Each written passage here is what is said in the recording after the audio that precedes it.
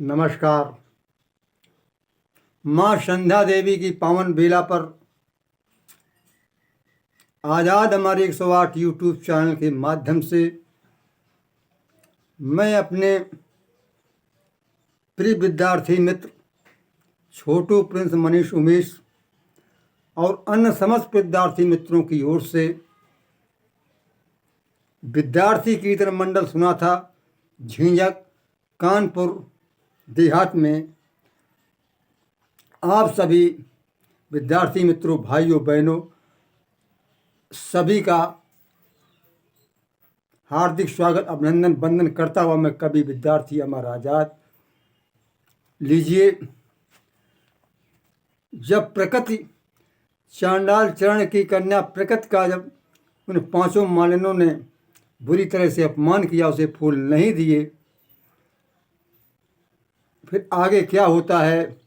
वो बेचारी घबरा जाती है, बड़ी दुखी होती है कि मैंने इस समाज में जन्म लेकर के शूद्र में, क्या इसमें मेरा क्या दोष है? पांचों मालिनों ने, चार मालिनों ने तो कुछ कहा, लेकिन पांचवी जो मालिन थी, उस पांचवी मालिन ने कुछ कहा नहीं, केवल अपना हाथ को झटका है।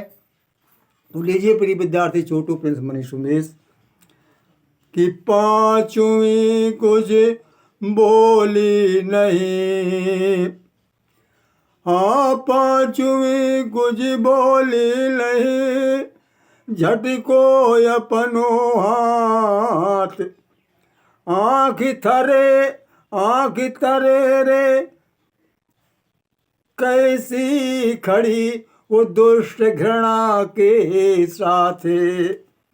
घृणा को लिए हुए, आँख को तरेड़ती हुई वो खड़ी हुई पांचवी मालिन ने अपना हाथ झटक करके कहा, चलो यहाँ से, हमें फूल नहीं देना इसे। आप सुनिए प्रकृति को कितना झटका लगा है बेचारी कन्या को। अरे प्रगत बिचारी का दुष्टों ने दिल बुरी तरह से दहलाया,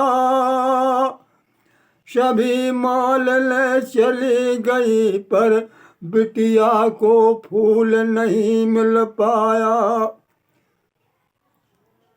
चली गई बिटिया को फूल नहीं मिला प्रकृति को।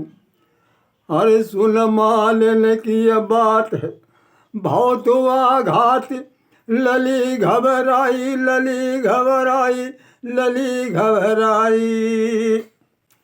बढ़ न सकी आगे को, मानो उसको बेड़ी पहनाई।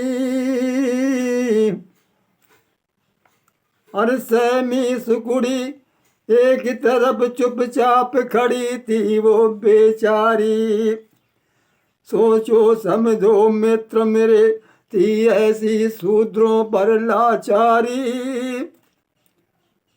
पागल वो आजादू अमर, समझो तो यही बेड़ियां हैं, मानवता का भक्षण करने को मानो अब बन गया भेड़िया है।